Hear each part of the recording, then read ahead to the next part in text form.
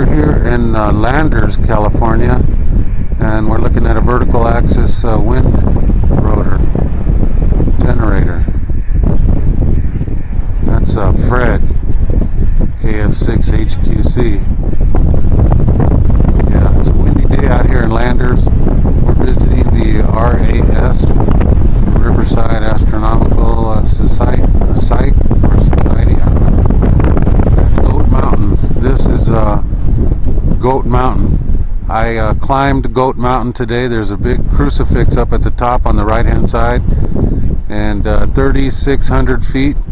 I hiked it. I was back in about 2.5 hours from our camp, which was about a 3.5 mile round trip, and feel good. Now we're out here looking at this vertical axis wind generator. That's Rob somewhere in the picture, and Fred. Where the heck did Rob go? Don't know, but anyway, that thing is really humming. I'm sure it's producing, we figure, anywhere between 2 and 5 kilowatts of power right now. Nice wind.